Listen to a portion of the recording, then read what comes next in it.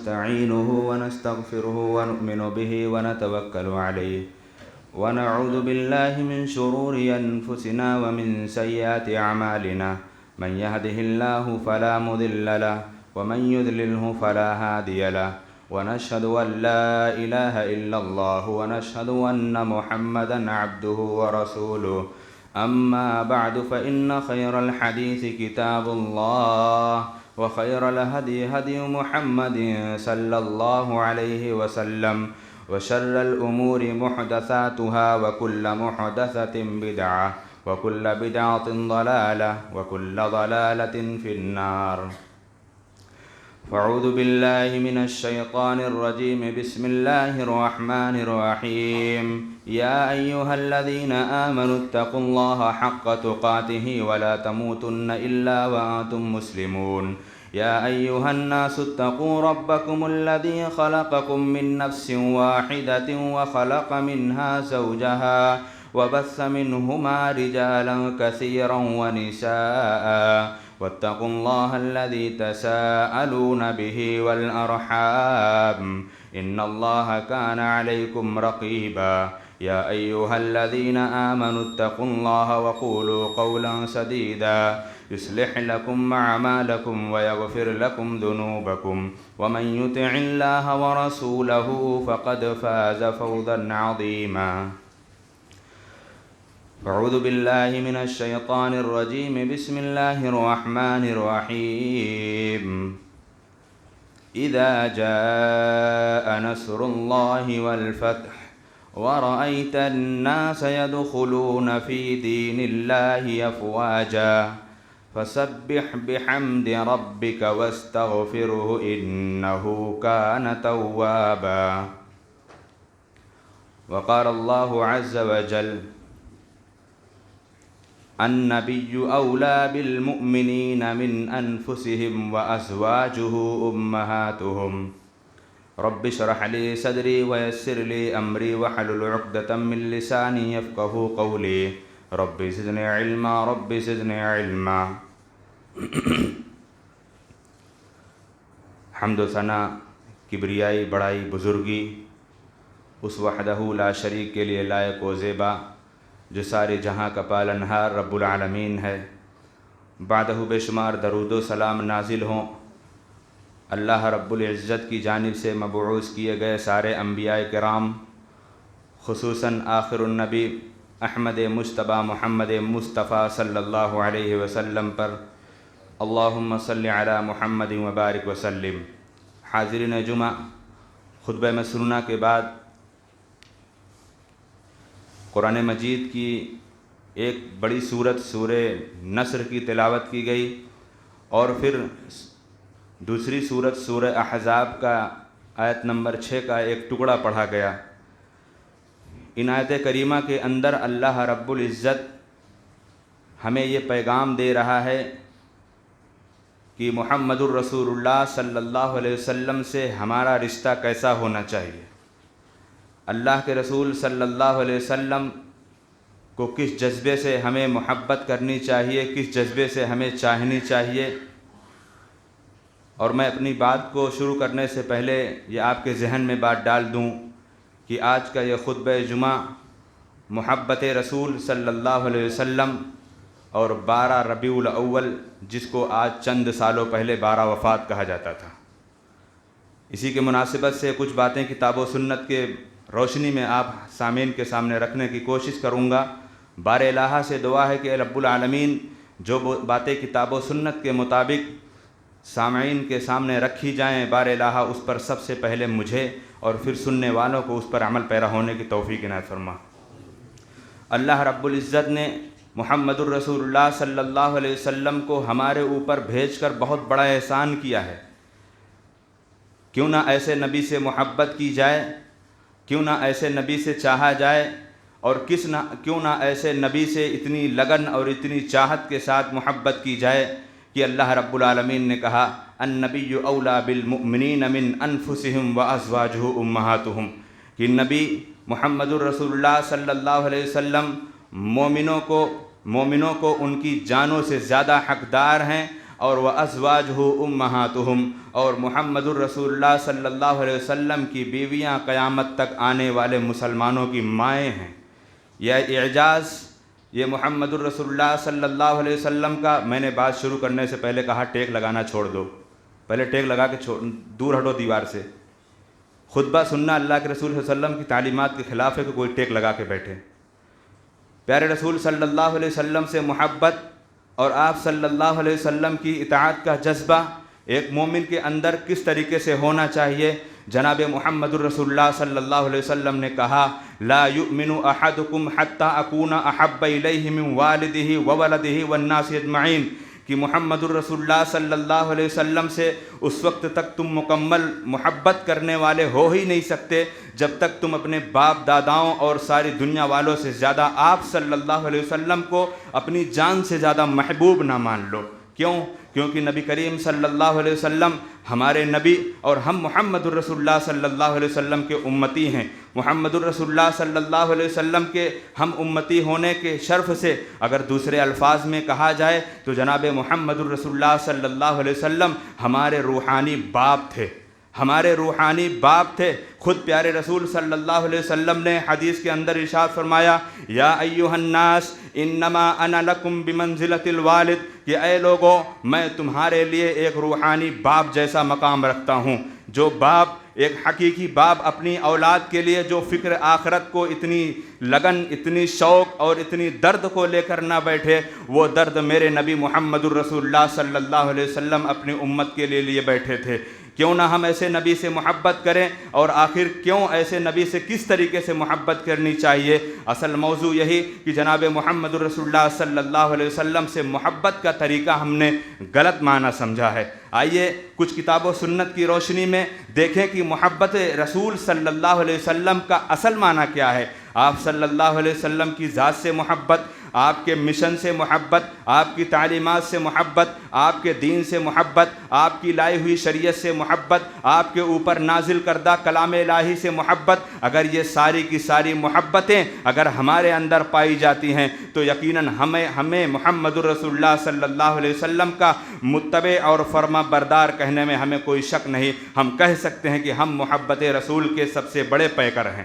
ہم اس پر ایمان رکھتے ہیں کہ ہم نے اللہ کے رسول سے سچی محبت کی۔ آپ کی شخصیت سے، آپ کی ذات سے محبت کرنا، آپ صلی اللہ علیہ وسلم کی ذات سے صرف محبت کرنا، آپ کے مشن کو بھول جانا، آپ کی تعلیمات کو بھول جانا، آپ کی لائی ہوئی شریعت کو بھول جانا، یہ محبت نہیں ہے، یہ ایک چوچلا ہے اور یہ ڈھونگ ہے۔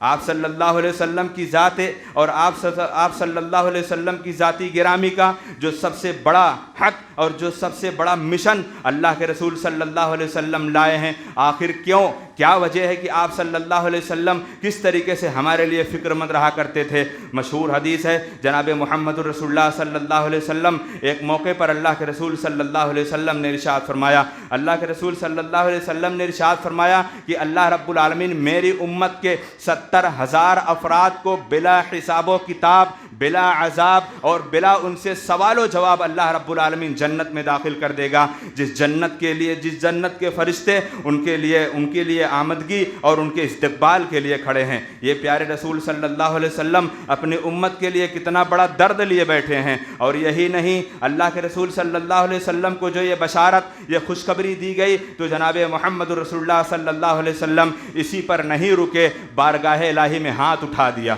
پیارے رسول صلی اللہ علیہ وسلم نے ہاتھ اٹھا دیا اور کہا کہ اے رب العالمین، تیرا شکر ہے کہ تو نے میری امت کے 70,000 افراد کو بلا حساب و کتاب تو جنت میں داخل کرے گا۔ اے رب العالمین، کیا اس تعداد میں کچھ گنجائش ہے؟ کیا اس تعداد میں اور کچھ بڑھوتری کی گنجائش ہے؟ یہ میرے نبی محمد رسول اللہ صلی اللہ علیہ وسلم کی لگن، یہ شوق، یہ تڑپ ہمارے سینے کے اندر بھی درد ہے۔ ہمارے سینے کے اندر بھی ایک اللہ رب العالمین نے دل بنایا ہے، اور وہ دل ہمارا چمڑے کا، اور اسی دل سے ہم صرف اپنی محبت، اپنے آلوں کی محبت، اپنے اہل و عیال کی محبت، اپنے رشتہ داروں کی محبت رکھتے ہیں۔ لیکن کائنات کے نبی محمد رسول اللہ صلی اللہ علیہ وسلم پر قربان جاؤ، آپ صلی اللہ علیہ وسلم کی ولادت سے لے کر قیامت تک آنے والے امتیوں کا درد محمد الرسول اللہ صلی اللہ علیہ وسلم لیے بیٹھے تھے۔ یہیں پر آپ صلی اللہ علیہ وسلم نہیں رکے، اللہ رب العالمین سے سوال کر بیٹھے کہ اے رب العالمین کیا اس تعداد میں کچھ گنجائش ہے؟ یہ ایسا اس لیے کیونکہ جناب محمد الرسول اللہ صلی اللہ علیہ وسلم سے پہلے اللہ رب العالمین نے ہر نبی کو ایک چانس دیا تھا، اللہ رب العالمین نے ایک نبی کو ایک موقع دیا تھا۔ ہر نبی کو کیا موقع تھا؟ وہ موقع، وہ چانس یہ تھا کہ اللہ رب العالمین نے ہر نبی سے یہ کہا تھا کہ اے میرے نبی،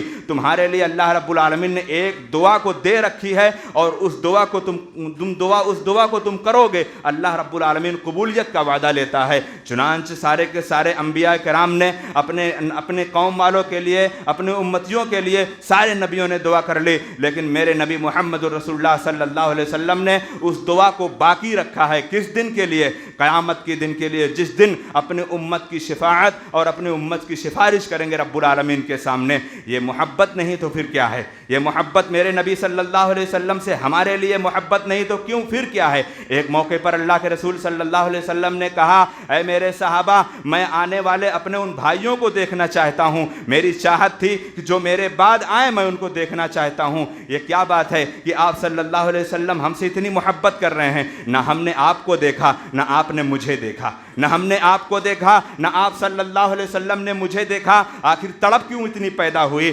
صحابہ کرام نے کہا اے اللہ کے رسول صلی اللہ علیہ وسلم، کیا ہم آپ کے بھائی نہیں ہیں؟ کیا ہم آپ کے بھائی نہیں ہیں؟ اللہ کے رسول صلی اللہ علیہ وسلم نے کہا کہ تم میرے صحابی ہو، تم میرے بھائی ہو، لیکن ہم آنے والے اپنے فیوچر میں، مستقبل میں اپنے ان بھائیوں کو دیکھنا چاہتا ہوں۔ یہ میرے نبی کی چاہت، یہ میرے نبی کی لگن تھی۔ پھر صحابہ کرام نے کہا اللہ کے رسول ان کو کیسے آپ پہچانیں گے؟ پیارے رسول صلی اللہ علیہ وسلم نے کہا حشر کی عدالت قائم ہوگی، میدان محشر ہوگا، اور میری امت کے ہر فرد کے اوپر اور ہر فرد کے چہرے پر، ہر فرد کے ہاتھ پر، ہر فرد کے جسم پر اللہ رب العالمین نے یہ نشان بنا دے گا جو اس نے اپنے پانچوں نماز کے وقت اس نے وضو کیا تھا، اس وضو سے جتنا عضو اس کا بھیگتا تھا، اس وضو کی وجہ سے اس کے اعضائے وضو چمک رہے ہوں گے، اور میں اس چمک سے میں اپنی امت کو پہچان لوں گا۔ یہ محبت کس کے اندر ہو سکتی ہے؟ کیا ہمارے اندر ایسی محبت ہے کہ ہم اپنے غیروں سے محبت کریں؟ اپنے ایک باپ ہوتا ہے اپنی اولاد کی زندگی بنانے کے لیے، اپنی اولاد کی دنیا بنانے کے لیے اتنا فکر مند رہتا ہے، اگر وہی باپ آخرت بنانے کے لیے فکر مند ہو جائے تو دنیا کے اندر خلفشار، انتشار اور لڑائی جھگڑا، حلال و حرام، یہ ساری کی ساری چیزوں کا خاتمہ ہو جائے۔ لیکن جناب محمد الرسول اللہ پر قربان جاؤ مسلمانوں، پیارے رسول صلی اللہ علیہ وسلم اپنی اس دنیا کے اندر اس چاہت، اس لگن سے آپ نہیں رکے، اللہ رب العالمین سے التجا کر بیٹھے۔ ابو سعید خدری رضی اللہ تعالی عنہ راوی حدیث ہیں، مسند احمد کے اندر یہ حدیث موجود ہے، جناب محمد رسول اللہ صلی اللہ علیہ وسلم نے کہا اے اللہ اس تعداد کے اندر بڑھوتری میں کوئی گنجائش ہے تو اے اللہ تو اس تعداد کو بڑھا دے۔ پیارے رسول صلی اللہ علیہ وسلم کی یہ حالت، یہ آپ صلی اللہ علیہ وسلم کی مایوسیت کو دیکھ کر اللہ رب العالمین نے جبریل علیہ السلام کو بھیجا، کہا جاؤ جبریل میرے نبی کریم صلی اللہ علیہ وسلم کو یہ پیغام دے دو کہ اے نبی کریم صلی اللہ علیہ وسلم، جو 70,000 افراد بلا حساب و کتاب جنت میں جائیں گے ان میں ہر 1000 پر 70,000 ہیں، ہر 1000 پر 70,000 ہیں۔ اللہ اکبر! کتنی بڑی محبت، کتنی بڑی قربانی ہمارے لیے محمد رسول اللہ صلی اللہ علیہ وسلم نے دی۔ ایک موقع پر اللہ کے رسول صلی اللہ علیہ وسلم حضرت ابراہیم علیہ السلام کی اس دعا کی تلاوت کر رہے تھے، پڑھتے پڑھتے یہ دعا سامنے آئی، فمن تبعنی فانہ منی ومن عصانی فانک غفور رحیم۔ ابراہیم علیہ السلام نے کہا اے رب العالمین جو میری امت ہے، اگر یہ میرے پیروکار ہیں تو میری ماننے والے ہیں، اور اللہ رب العالمین اگر یہ میرے نافرمان ہیں تو تیرے بندے ہیں۔ اے رب العالمین اگر یہ میری فرما برداری کرتے ہیں، فمن تبعنی فانہ منی، جو میری بات مانتے ہیں وہ مجھ سے ہیں، اور اللہ فمن تبعنی فانہ منی ومن عصانی فانک غفور رحیم، اے رب العالمین اگر یہ میرے نافرمان ہیں تو بہت زیادہ بخشنے والا ہے، رحم کرنے والا ہے۔ یہ انداز انبیاء کا ہوتا تھا، یہ انداز انبیاء کرام کا ہوتا تھا۔ حضرت عیسیٰ علیہ السلام کی دعا کو اللہ کے رسول صلی اللہ علیہ وسلم نے پڑھا، ان تعذبہم فانہم عبادک وان تغفر لہم فانک انت العزیز الحکیم، کہ اے رب العالمین اگر یہ دنیا کے اندر یہ میرے امتی، یہ میرے پیروکار میری بات کو اگر یہ دنیا کے اندر نہیں مانے ہیں تو اگر تو چاہتا ہے تو انہیں عذاب دے گئے، تیرے بندے ہیں، ان تعذبہم فإنہم عبادک، اگر تو انہیں عذاب بھی دے گا تو تیرے بندے ہیں، اور وإن تغفر لہم فإنک انت العزیز الحکیم، اے رب العالمین اگر تو انہیں بخش دے گا تو بہت بڑا غالب اور حکمت والی تیری ذات ہے۔ اس آیت کریمہ اور یہ دونوں نبیوں کی دعا کو سن کر جناب محمد الرسول اللہ صلی اللہ علیہ وسلم رونے لگے،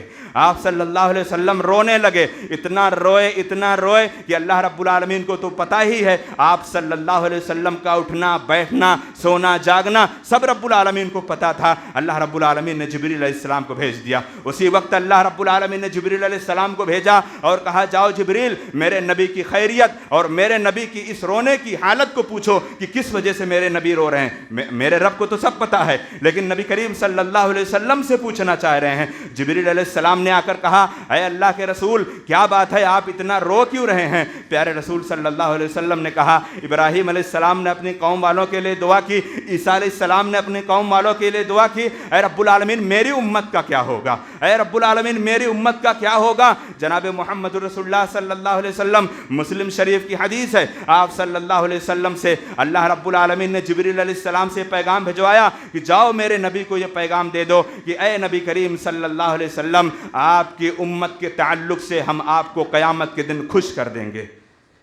یہ میرے نبی کی محبت، یہ میرے نبی صلی اللہ علیہ وسلم کی تڑپ، یہ ہمارے لیے چاہت اور یہ ہمارے لیے آپ صلی اللہ علیہ وسلم کی قربانیاں، اور یہی نہیں ہمارے دلوں کے اندر تو اپنوں کی محبت، ہمارے دلوں کے اندر تو اپنے اعزاء اقارب کی محبت، لیکن جناب محمد الرسول اللہ صلی اللہ علیہ وسلم کا کیا کہنا؟ مسلمانوں قربان جاؤ، جس نبی سے ہم محبت کرتے ہیں، جو نبی ہم سے محبت کرتا ہے اس نبی سے جمادات بھی محبت کرتے ہیں، نباتات بھی محبت کرتے ہیں۔ ایک موقع پر جناب محمد الرسول اللہ صلی اللہ علیہ وسلم نے کہا اے میرے صحابہ سن لو، مکہ کے اندر ایک ایسا پتھر ہے جب میں اس کے بغل سے گزرتا ہوں تو مجھے سلام کرتا ہے، جب میں اس کے بغل سے گزرتا ہوں تو مجھے سلام کرتا ہے۔ یہ میرے نبی کا مقام و مرتبہ۔ صحابہ کرام نے یہ سوال نہیں کیا اللہ کے رسول چلو دکھاؤ کون سا پتھر ہے۔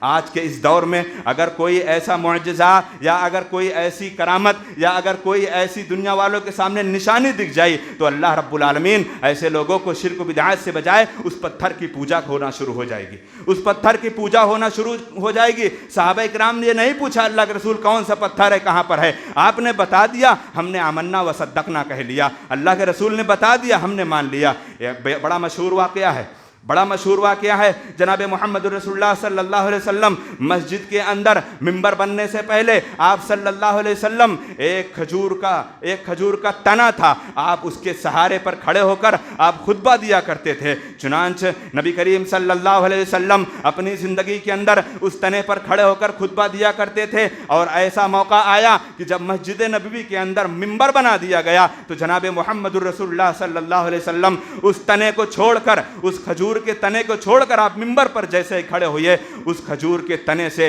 ایک معصوم بچے کی بلکنے کی آواز آنے لگی۔ اللہ نے اسے وہ طاقت دے دی، ایسا بچہ رونے کی آواز آ رہی ہے جیسے ایک ماں سے ایک معصوم بچہ اس کی گود سے جدا ہو جاتا ہے تو بلک بلک کر روتا ہے، اس طریقے سے وہ ٹہنی رو رہی تھی۔ پیارے رسول صلی اللہ علیہ وسلم کو ترس آیا، آپ صلی اللہ علیہ وسلم منبر سے اتر کر آپ نے اسے چمٹا لیا، اس کا رونا بند ہو گیا۔ یہ محبت میرے نبی محمد رسول اللہ صلی اللہ علیہ وسلم کی نباتات کے اندر جمادات کے اندر جب تھی تو ہمارے اندر کس طریقے سے محبت نہ تھی، لیکن ہم نے اصل محبت کو جانا ہی نہیں، ہم نے اصل محبت کو جانا ہی نہیں۔ ابھی آنے والے ایام میں ہم ربیع الاول کے مہینے سے گزر رہے ہیں، ہم ربیع الاول کے مہینے سے گزر رہے ہیں۔ اس ربیع الاول کے مہینے کے اندر پیارے رسول صلی اللہ علیہ وسلم کی ذات گرامی، آپ کی شخصیت اور آپ صلی اللہ علیہ وسلم کی ذات پر بڑے بڑے جلسے کیے جائیں گے، بڑی بڑی مجلسیں قائم کی جائیں گی، نعت خواں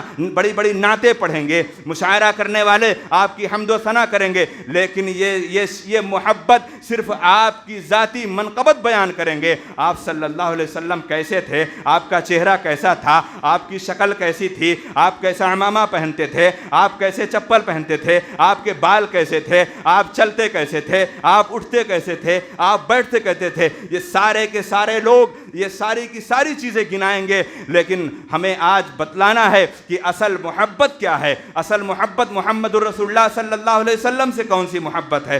اصل محبت محمد الرسول اللہ صلی اللہ علیہ وسلم سے دو پہلو پائے جاتے ہیں، دو پہلو پائے جاتے ہیں۔ پہلی محبت آپ صلی اللہ علیہ وسلم کی ذات گرامی اور آپ کی شخصیت سے اتنی محبت ہونی چاہیے جتنی محبت صحابہ کرام نے کی ہے، اور آپ کے مشن سے بھی محبت ہونی چاہیے۔ پہلا مشن محمد الرسول اللہ صلی اللہ علیہ وسلم کی ذات گرامی، آپ صلی اللہ علیہ وسلم کی شخصیت سے محبت اپنے دل کے اندر ہونی چاہیے، اور دوسرا جو سب سے اصل معنی ہے وہ آپ صلی اللہ علیہ وسلم کے مشن سے محبت ہونی چاہیے۔ ہمیں افسوس ہوتا ہے، حیرت ہوتی ہے کہ ہم میں سے بہت سے ایسے مسلمانوں کو اس بات کا تو علم ہے کہ اللہ رب العالمین نے محمد الرسول اللہ صلی اللہ علیہ وسلم کی پیدائش کہاں پر کی ہے، ہمیں سب کو پتا ہے، لیکن محمد الرسول اللہ صلی اللہ علیہ وسلم مشن کون سا لے کر آئے ہیں کسی کو نہیں پتا۔ ہمیں پتا ہے آپ کا عمامہ کس کلر کا تھا، آپ کی پگڑی کس کلر کی تھی، لیکن ہمیں پتا نہیں ہے محمد الرسول اللہ دن میں کتنی مرتبہ نمازیں پڑھا کرتے تھے، دن میں کتنی مرتبہ استغفار کیا کرتے تھے۔ 70 مرتبے سے زیادہ پیارے رسول صلی اللہ علیہ وسلم استغفار کیا کرتے تھے، جبکہ معصوم ہیں، کوئی گناہ نہیں ہے، کوئی گناہ نہیں ہے، اور یہ تعلیمات اپنی امت کو دے رہے ہیں، لیکن ہم گناہوں کا انبار لیے بیٹھے ہیں، گناہوں کے پہاڑ لیے بیٹھے ہیں، لیکن ہم دن میں ہمیں توفیق نہیں ہوتی کہ ہم کم از کم ایک مرتبہ استغفار کر لیں۔ ہم کم سے کم ایک مرتبہ استغفار کر لیں، ہمیں اس بات کا علم نہیں ہے۔ آپ صلی اللہ علیہ وسلم کی ذاتی گرامی، آپ کی شخصیت سے اگر جتنی محبت ہے اتنی ہی آپ کے مشن سے محبت ہونی چاہیے، آپ کی لائی ہوئی شریعت سے محبت ہونی چاہیے، آپ کی تعلیمات سے محبت ہونی چاہیے، آپ صلی اللہ علیہ وسلم کے لائے ہوئے دین سے محبت ہونی چاہیے۔ اگر یہ دونوں محبت کے پہلو پائے جاتے ہیں تب تو ہم اپنے محبت میں سچے ہیں، ورنہ یہ محبت کوئی محبت نہیں ہے، دنیا والوں کے سامنے ڈھونگ ہے۔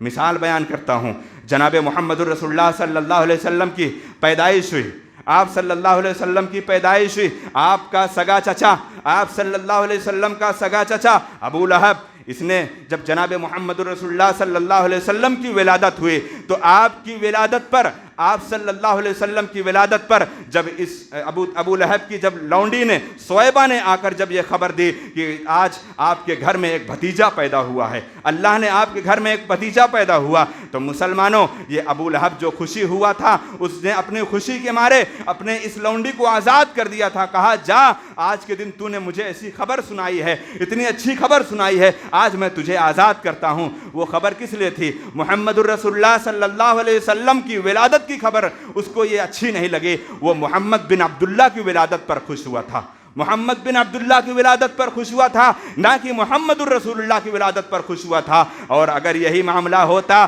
وہ آپ صلی اللہ علیہ وسلم کی ذات گرامی سے جتنا محبت کرتا تھا، اگر اتنا وہ آپ کے مشن سے محبت کرتا، اللہ قرآن کی آیت نازل نہ فرماتا تبت یدا ابی لہب وتب ما اغنى عنہ مالہ وما کسب سیصلی نارا ذات لہب وامرأتہ حمالۃ الحطب فی جیدها حبل من مسد، کہ ابو لہب اپنی بیوی کے ساتھ ہلاک و برباد ہو جائے۔ یہ کیوں؟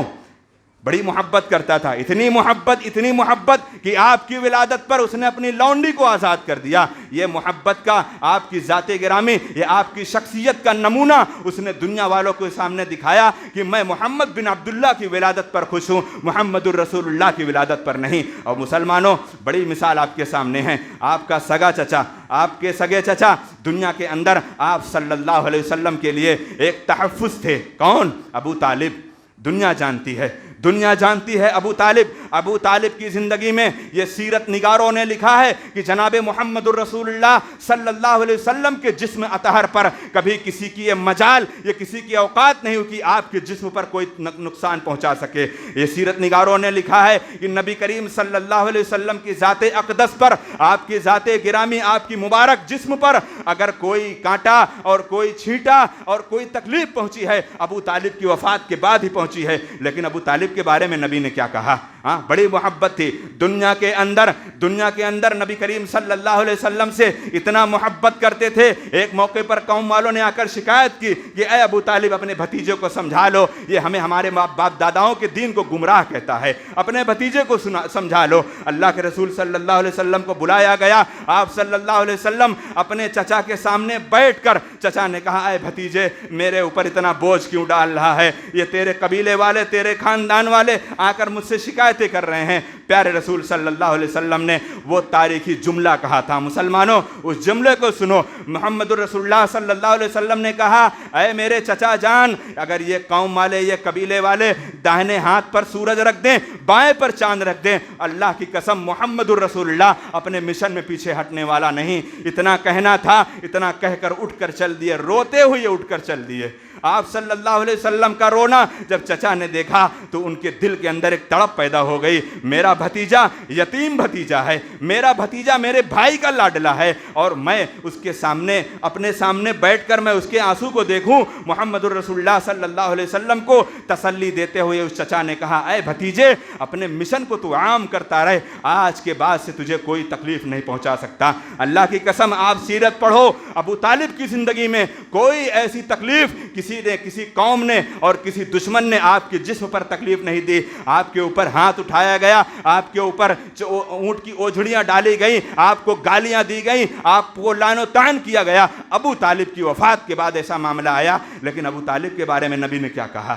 نبی کریم محمد رسول اللہ صلی اللہ علیہ وسلم نے کہا یہ ذاتی محبت تھی, یہ شخصیت محبت تھی, یہ محمد بن عبداللہ سے محبت تھی, نہ کہ محمد الرسول اللہ سے محبت تھی. اگر وہ اپنے محمد الرسول اللہ کے مشن کو اپناتے, آپ اپنے بھتیجے کی تعلیمات پر عمل کرتے, تو دنیا کے اندر میرے نبی نے یہ تعلیمات نہ دی ہوتی کہ میرے چچا ابو طالب کو جہنم کا سب سے ہلکا عذاب دیا جائے گا. کون سا عذاب ہوگا؟ ان کو آگ کی جوتیاں پہنائی جائیں گی, جس آگ کی جوتی کے کارن ان کے جسم کا ان کا بھیجا کھولنے لگے گا. مسلمانوں یہ ذاتی محبت تھی, یہ آپ کی شخصیت سے محبت تھی, یہ آپ صلی اللہ علیہ وسلم کی ذات سے اتنی محبت تھی, آپ کے مشن سے محبت نہیں تھی. آج مسلمانوں کو اس بات کی ضرورت ہے کہ جتنا آپ صلی اللہ علیہ وسلم کی ذات گرامی سے محبت ہے, یقیناً ہم ایسے لوگوں کی تعریف کرتے ہیں جو جناب محمد رسول اللہ صلی اللہ علیہ وسلم کے خلاف ایک جملہ اور ایک بدتمیزی اور ایک گستاخی سننا گوارا نہیں کرتے. لیکن ہم سے بڑا گستاخ تو کو کون ہو سکتا ہے؟ ہم تو دعوے دار ہیں, ہم محمد الرسول اللہ کے سچے پیروکار ہیں, ہمیں علم بھی ہے. اللہ کے رسول نے کہا میری امت کے اوپر اللہ رب العالمین نے میرے مشن کو فرض قرار دیا ہے, 5 وقت کی نمازیں دی ہیں, روزہ دیا ہے, صدقات و خیرات دیا ہے. ہم میں سے ہر شخص کو یہ پتا ہے کہ محمد الرسول اللہ صلی اللہ علیہ وسلم کی زندگی میں آپ کا اٹھنا بیٹھنا کیسا تھا, لیکن کسی کو نہیں پتا کہ آپ صلی اللہ علیہ وسلم کا اخلاق کیسا تھا, آپ کا کردار کیسا تھا, آپ کی معاشرتی زندگی کیسی تھی, آپ لوگوں سے کیسے پیش آتے تھے, اور آپ صلی اللہ علیہ وسلم کس طریقے سے دنیا والوں کے سامنے اللہ رب العالمین کی تعلیمات کو پیش کرتے تھے. یہ دنیا والوں نے دیکھا, لیکن ہم اس پر عمل کرنے کے لیے ہم تیار نہیں. مسلمانوں وہ دن بھی آیا جس دن ہم بہت خوشیاں مناتے ہیں. افسوس ہوتا ہے مسلمانوں, افسوس ہوتا ہے جس دن نبی کریم صلی اللہ علیہ وسلم اس دنیا کو چھوڑ کر جا رہے ہیں, اس دنیا سے آپ صلی اللہ علیہ وسلم رخصت ہو رہے ہیں. اس دن آپ صلی اللہ علیہ وسلم کی گھر کا یہ عالم, آپ کی گھر کی یہ کیفیت کہ ماں عائشہ رضی اللہ تعالیٰ عنہا بیان کرتی ہیں, اس دن میرے گھر میں ایک کوئی تیل بھی نہیں کہ میں چراغ روشن کر سکوں. میں نے اپنے پڑوس سے کچھ تیل لے کر میں اپنے گھر کے اندر کی میں تاریکی, میں اس اندھیرے کو میں پڑوس سے کوئی تیل لے کر میں اپنے گھر کو روشن کی تھی. یہ میرے نبی محمد الرسول اللہ صلی اللہ علیہ وسلم کی 12 ربیع الاول کا یہ وقت ہے. اور ہم 12 ربیع الاول میں کیا کرتے ہیں؟ ہم 12 ربیع الاول کے دن کیا کرتے ہیں؟ بہت ایک ناپاک جملہ کہا جاتا ہے, بہت ایک ناپاک جملہ کہا جاتا ہے, اور یہ ندامت, یہ شرمندگی ہمیں اپنے اندر ڈوب کر مر جانا چاہیے. نثار تجھ پر چہل پہل ہے, ہزاروں عید ربیع الاول سوائے ابلیس کے, جہاں میں سبھی تو خوشیاں منا رہے ہیں. اللہ اکبر. اگر نبی کریم صلی اللہ علیہ وسلم کا 12 ربیع الاول کا منظر اگر آپ کے سامنے رکھ دوں, اور آپ کے سینے کے اندر اگر اللہ نے ایک دل رکھا ہے, کعبے کے رب کی قسم آپ اس دن اتنا روگے جیسا کہ آپ آپ کی پھوپھی حضرت صفیہ نے کہا تھا، حضرت صفیہ نے کہا تھا منافقین میں سے کچھ لوگوں نے خوشیاں منائی، منافقین میں سے کچھ لوگوں نے آپ کی وفات پر خوشیاں منائی۔ صفیہ نے آپ کی پھوپھی نے کہا اے مومنو آج رونا ہو رو لو، آج رونے کا دن ہے۔ یہ 12 ربیع الاول تفسیر قرطبی کے اندر موجود ہے، اور یہ میرے نبی محمد رسول اللہ صلی اللہ علیہ وسلم کی کیفیت۔ آپ اپنے لخت جگر اپنی لاڈلی بیٹی فاطمہ الزہرا کو بلا کر آپ صلی اللہ علیہ وسلم نے اپنے آخری ایام سے پہلے کچھ وصیتیں کی تھی۔ آپ صلی اللہ علیہ وسلم نے اپنی بیٹی حضرت فاطمہ کو کہا اے میری بیٹی تیرا باپ اب اس دنیا سے رخصت ہونے والا ہے۔ اتنا سننا تھا فاطمہ رضی اللہ تعالیٰ عنہ زارو قطار رونے لگی، اور جب دوسرے کان میں ایک سرگوشی کی کہ اے میری بیٹی جب تو قیامت کے دن یا جب تو میرے انتقال کے بعد تو ہی ایک ایسی سب سے پہلی میرے گھر میرے خاندان کی لاڈلی ہوگی جو سب سے پہلے مجھ سے تو ملاقات کرے گی۔ چنانچہ ایسا ہی ہوا، آپ صلی اللہ علیہ وسلم کے انتقال کے تقریباً 6 مہینے بعد آپ کی لاڈلی بیٹی آپ کی جگر گوشہ حضرت فاطمہ رضی اللہ تعالیٰ عنہ کا بھی انتقال ہو گیا۔ اس بیٹی کا عالم کیا تھا؟ اس بیٹی کا عالم یہ تھا کہ ماری دہشت اور مارے تڑپ کے مارے گھر کے اندر جاتی، باہر نکلتی، اپنے باپ کی بے چینی کو دیکھ کر، پیارے رسول صلی اللہ علیہ وسلم کے چہرے انور کو دیکھ کر وہ بیٹی پاگل ہو گئی تھی۔ یہ 12 ربیع الاول کا دن تھا، یہ 12 ربیع الاول کا دن تھا، اور اس دن میرے نبی محمد الرسول اللہ صلی اللہ علیہ وسلم نے کہا لیس علی ابیک کرب بعد اليوم، اے میری بیٹی، اے میری لخت جگر، آج کے بعد سے تیرے باپ کو کوئی کرب، کوئی تکلیف، کوئی پریشانی نہیں پہنچے گی۔ یہ 12 ربیع الاول کا دن ہے۔ اس سے پہلے جناب محمد الرسول اللہ صلی اللہ علیہ وسلم جب شہدائے احد کے پاس پہنچ کر آپ صلی اللہ علیہ وسلم نے ایک ایسی الوداعی دعا کی، ایسا محسوس ہو رہا تھا کہ جیسے جناب محمد الرسول اللہ صلی اللہ علیہ وسلم زندوں سے بھی مخاطب ہیں اور مردوں سے بھی مخاطب ہیں۔ آپ کی وہ الوداعی دعا جو آپ صلی اللہ علیہ وسلم بقیع الغرقد، جس کو دنیا جنت البقیع کہتی ہے، آپ صلی اللہ علیہ وسلم وہاں پہنچے، اور وہاں سے جب آپ صلی اللہ علیہ وسلم لوٹے ہیں وہاں سے آپ کی زندگی کی بیماری شروع ہوئی ہے، اور آپ کی زندگی کی بیماری سر درد سے شروع ہوئی۔ آپ گھر پہنچتے ہیں، اما عائشہ رضی اللہ تعالیٰ عنہ آپ صلی اللہ علیہ وسلم سے پہلے کہتی ہیں کہ ہائے میرا سر، میرے سر میں درد ہو رہا ہے، ہائے میرے سر میں درد ہو رہا ہے۔ جناب محمد رسول اللہ صلی اللہ علیہ وسلم نے بیک وقت کہا یا عائشہ ہائے میرا سر، میرے سر میں بھی درد شروع ہو گیا ہے۔ یہ آپ صلی اللہ علیہ وسلم کی آخری ایام، یعنی آپ صلی اللہ علیہ وسلم کی بیماری کی ابتدا یہیں سے شروع ہوئی ہے۔ چنانچہ آپ صلی اللہ علیہ وسلم کی وفات کے 5 دن پہلے، آپ صلی اللہ علیہ وسلم کی وفات کے 5 دن پہلے اتنا شدید بخار چڑھا، آپ کا جسم، آپ کا چہرہ انور تپتپا رہا تھا۔ آپ نے کہا آپ سے بے صبری کا معاملہ ہوا، آپ پریشان ہو گئے، چادر کو اوڑھتے اور پھر جب الجھن ہوتی تو پھینک دیتے، پھر اوڑھتے پھر پھینک دیتے۔ جناب محمد رسول اللہ صلی اللہ علیہ وسلم نے صحابہ کرام کو کہنا شروع کیا جاؤ 7 کنویں کے پانی اکٹھا کر کے میرے اوپر انڈیلو، مجھے غسل دو، شاید مجھے کچھ راحت ملے۔ چنانچہ 7 کنویں کا پانی لا کر اکٹھا کیا گیا۔ آپ کو ایک لگن حضرت حفصہ رضی اللہ تعالیٰ عنہ کا ایک بڑا ٹب تھا، اس ٹب میں آپ کو بٹھایا گیا اور اس پر پانی ڈالتے گئے، لیکن جسم اطہر سے وہی گرمی، وہی تپتپاہٹ، وہی بخار، آپ صلی اللہ علیہ وسلم پریشانی کے عالم میں ہیں، لیکن اللہ رب العالمین نے ہلکا افاقہ دیا۔ آپ صلی اللہ علیہ وسلم مسجد کی طرف جھانکتے ہیں، دیکھتے ہیں نماز کا وقت ہو رہا ہے، صحابہ کرام انتظار کر رہے ہیں۔ چنانچہ میرے نبی اتنے کمزور اور اتنے لاچار اور اتنے بے بس ہو گئے تھے کہ اللہ کے رسول صلی اللہ علیہ وسلم کو اتنی طاقت نہیں تھی۔ یہ 12 ربیع الاول کے مہینے کی بات ہو رہی ہے۔ پیارے رسول صلی اللہ علیہ وسلم، صحابی رسول حضرت فضل بن عباس اور حضرت علی بن ابی طالب کے سہارے دونوں لوگوں کے کندھوں پر آپ نے اپنے ہاتھوں کو رکھ کر مسجد کی طرف جا رہے ہیں، اور جب مسجد کی طرف جا رہے ہیں میرے نبی کے پاؤں مبارک ایسے زمین پر گھسٹتے ہوئے جا رہے ہیں۔ صحیح سالم پیر کے اندر یہ طاقت قوت نہیں کہ میرے نبی محمد رسول اللہ صلی اللہ علیہ وسلم مسجد میں صحیح سالم پہنچ سکے۔ یہ میرے نبی کی کیفیت، یہ میرے نبی کی لاچاری، یہ میرے نبی کی بے بسی، یہ میرے نبی کی کمزوری۔ چنانچہ ماں عائشہ رضی اللہ تعالیٰ عنہ بیان کرتی ہیں نبی کریم صلی اللہ علیہ وسلم کو جب پیشاب کی حاجت ہوئی، جب آپ صلی اللہ علیہ وسلم کو پیشاب کی حاجت ہوئی، آپ صلی اللہ علیہ وسلم کو اتنی بھی طاقت نہیں کہ آپ اٹھ کر استنجا کرنے چلے جائیں۔ جائیں, آپ اٹھ کر پیشاب کرنے چلے جائیں. میرے نبی کریم صلی اللہ علیہ وسلم نے ایک قاصد کو بھیجا, کہا جاؤ پیشاب کرنے کا قارورہ لے کر آؤ. قارورہ لانے والا لانے گیا, ابھی واپس نہیں آیا. میرے نبی محمد الرسول اللہ کے ہاتھ بارگاہ الہی میں اٹھے اور آپ صلی اللہ علیہ وسلم کے آخری جملے آپ کی زبان سے نکلا, اللہم بالرفیق الاعلیٰ, اے رب العالمین مجھے صدیقین, شہداء, صالحین میں اللہ رب العالمین تو شامل کر لے. اما عائشہ رضی اللہ تعالیٰ عنہ نے دیکھا کہ میرے نبی کریم صلی اللہ علیہ وسلم کا ہاتھ آسمان کی طرف اٹھا. جب آپ کا ہاتھ ڈھیلا ہو کر گر گیا, ہم نے سمجھ لیا کہ اللہ کے رسول صلی اللہ علیہ وسلم اس دنیا سے رخصت ہو گئے, اور یہ 12 ربیع الاول کی چاشت کے بعد کا وقت ہے, اور آپ صلی اللہ علیہ وسلم اس دنیا سے رخصت ہو گئے. انا للہ و انا الیہ راجعون.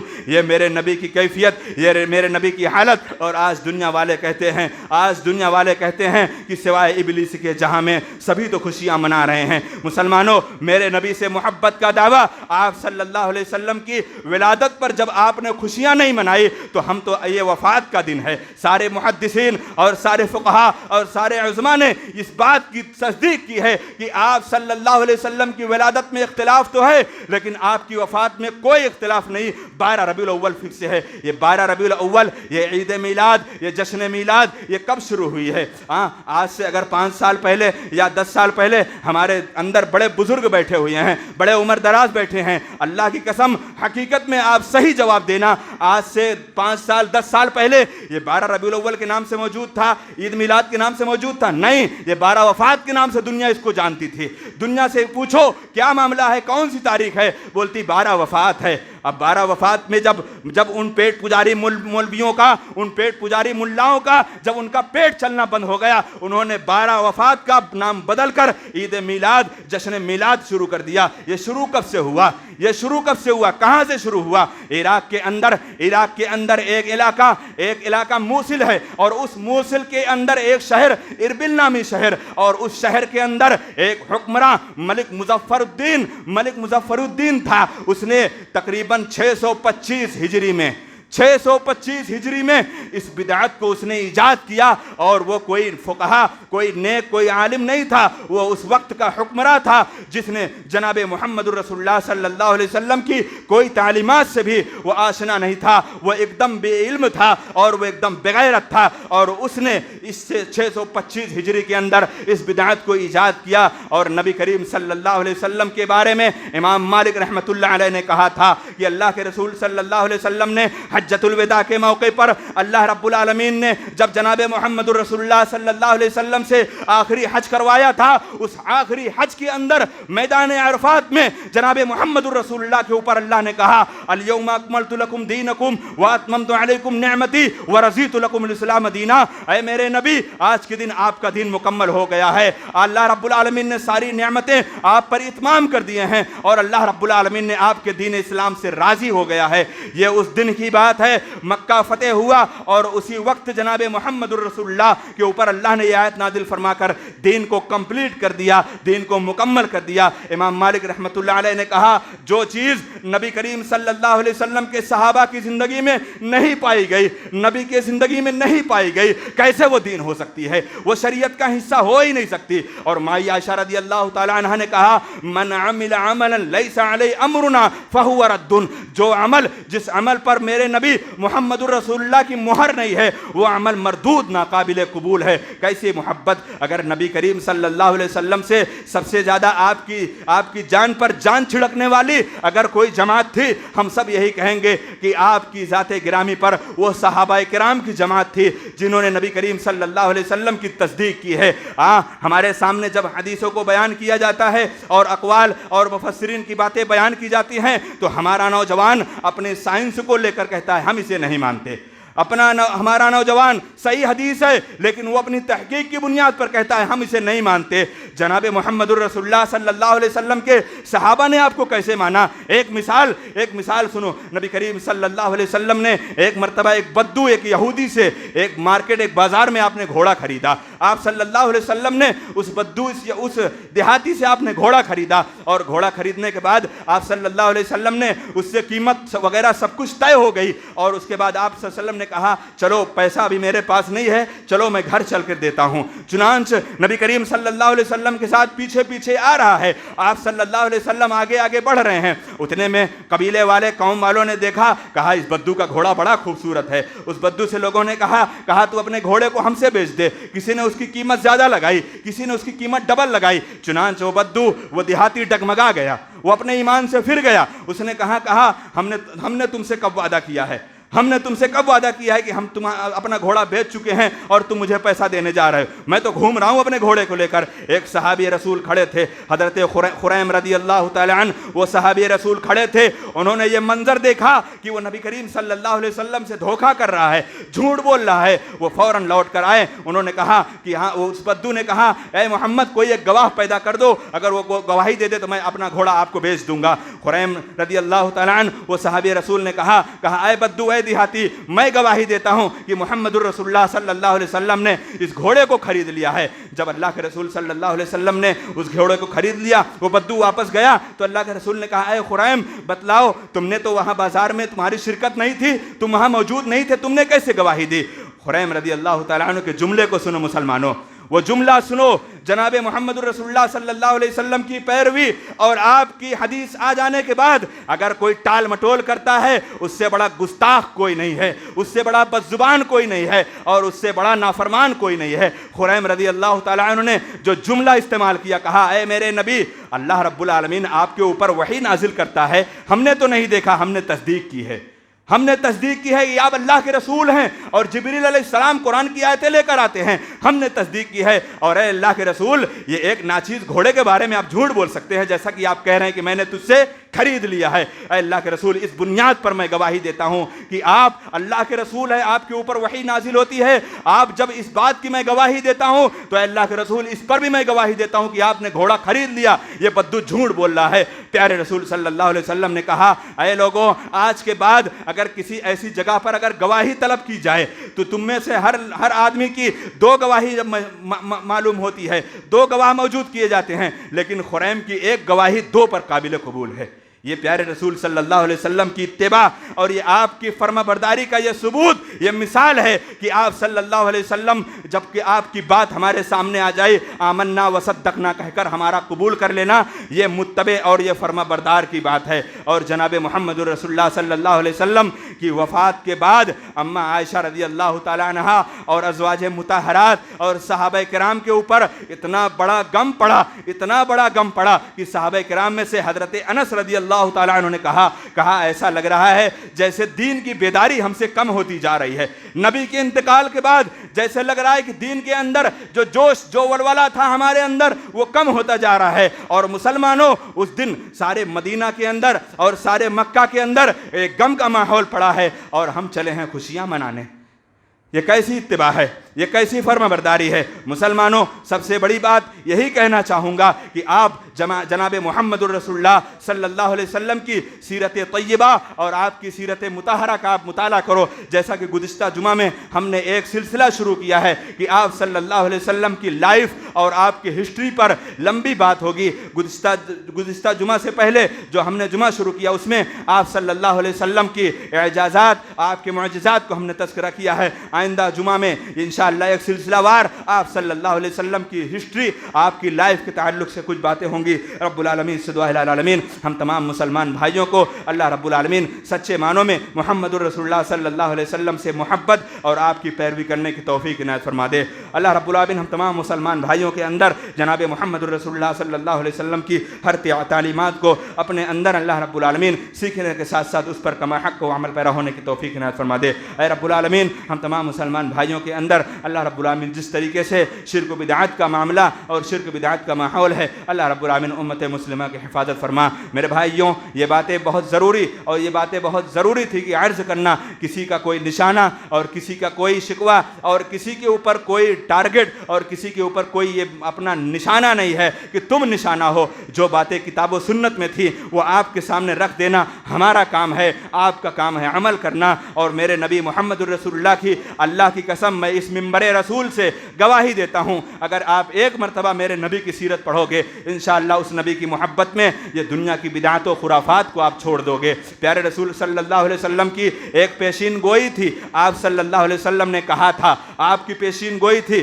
یہ عید میلاد یہ کہاں سے شروع ہوا؟ عراق سے شروع ہوا۔ نبی کریم صلی اللہ علیہ وسلم نے عراق کی طرف اشارہ کر کے آپ نے پیشین گوئی کی تھی کہ میری امت میں میرے بعد بہت سے ایسے فتنے رونما ہوں گے جس فتنے سے میری امت کے اندر خلفشار پیدا ہوگا، اور انہی فتنوں میں سے ایک فتنہ یہ بھی پایا گیا، محمد الرسول اللہ صلی اللہ علیہ وسلم کی وفات کے 615 سال بعد یہ فتنہ امت کے اندر ڈالا گیا۔ اللہ رب العالمین سے دعا العالمین اس فتنے سے یا اس کے علاوہ جتنے بھی فتنے ہیں اللہ رب العالمین امت مسلمہ کو ان فتنوں سے حفاظت فرما دے۔ اللہ رب العالمین دنیا کے اندر ہماری خستہ حالی، ہماری پریشانیاں، ہماری دکھ درد کو اللہ رب العالمین تو اپنے رحم و کرم سے ہمارے لیے آسانی کا معاملہ فرما دے۔ اے بار الہ تو ہماری زندگی کے اندر جس طریقے سے جناب محمد رسول اللہ صلی اللہ علیہ وسلم کی تعلیمات پر عمل کرنا ضروری اور واجب ہے، اللہ اسی طریقے سے ہمیں عمل پیرا ہونے کی توفیق عنایت فرما دے۔ اللہ رب العالمین ہم میں جو بیمار ہیں انہیں مکمل شفا یابی نصیب فرما۔ اے بار الہ ہمیں جو اس دنیا سے کوچ کر گئے ہیں اے اللہ انہیں کرور کرور جنت الفردوس میں اعلیٰ مقام نصیب فرما۔ بارک اللہ لنا ولکم فی القرآن العظیم ونفعنی وإیاکم بالآیات والذکر الحکیم انہ تعالی جواد الکریم ملک بر رؤوف رحیم۔